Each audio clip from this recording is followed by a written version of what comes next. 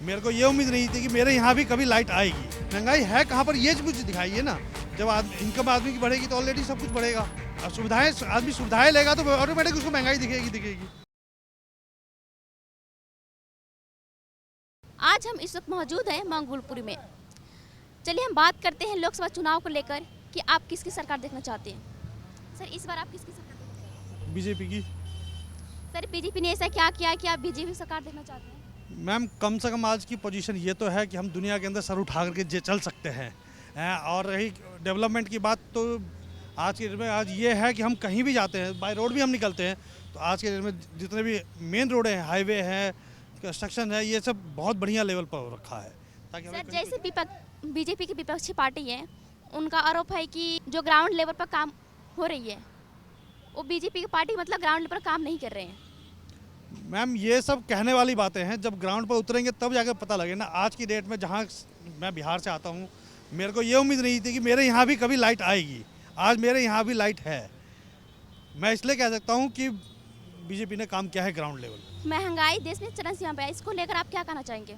Ma'am, महंगाई तो ये तो आप मान लीजिए, महंगा लोग कह रहे हैं महंगाई महंगाई। मुझे एक चीज़ समझ में नहीं आती, लोग महंगाई कहते थे मगर महंगाई है कहाँ पर, ये मुझे दिखाइए ना।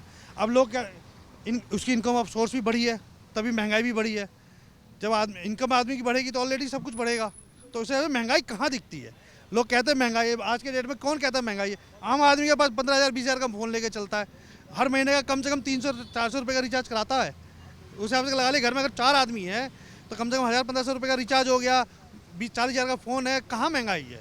अब महंगाई है, आदमी की महंगाई बढ़ी, लोग कहते हैं महंगाई बढ़ी है, तो आदमी के शौक भी तो बढ़े हैं, तो शौक बढ़ेंगे तो ऑटोमेटिक महंगाई बढ़ जाएगी। है, जब आदमी घर में उसकी सुविधाएं बढ़ेंगी, रहने का, रहन सहन का, खान पीन का, सुविधाएं, आदमी सुविधाएं लेगा तो ऑटोमेटिक उसको महंगाई दिखेगी। सर, जो बीजेपी का 400 का नारा है और उनका टारगेट है, क्या आपको लगता है कि इस बार भी सक्सेस हो पाएगा? मैम, ये मेरे को लगता है ये 101% सक्सेस हो पाएगा। इसका कारण ये है कि विपक्ष के पास कोई ऐसा कैंडिडेट नहीं है, वो केवल एक अब यूपी में मुलायम सिंह के लिए पूरा परिवार ही लड़ रहा है। अब कांग्रेस के साथ ये पोजीशन है, उसके कैंडिडेट उसको छोड़ के जा रहे हैं और उनकी पार्टी में अंदर अपनी ही पार्टियों में विरोध है उनका।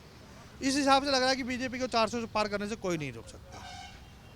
सर, जो बीजेपी की विपक्षी पार्टी है, उनका आरोप है कि मोदी सरकार ने साल में 2 साल युवा को रोजगार देने का वादा किया था, जो उन्होंने पूरा नहीं किया, तो इसको लेकर आप क्या? मैम, मुझे एक चीज़ बताइए, आज की डेट में हिंदुस्तान के अंदर लगभग 80 करोड़ के आसपास युवा हैं और सरकार के पास जॉब की कितनी फैसिलिटी है?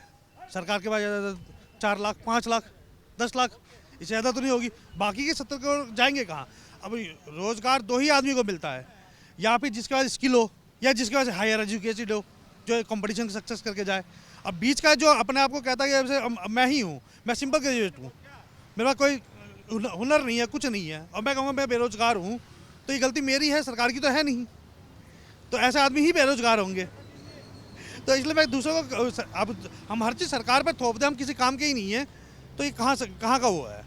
आप देख रहे हैं सौगंध टीवी, सौगंध वतन की।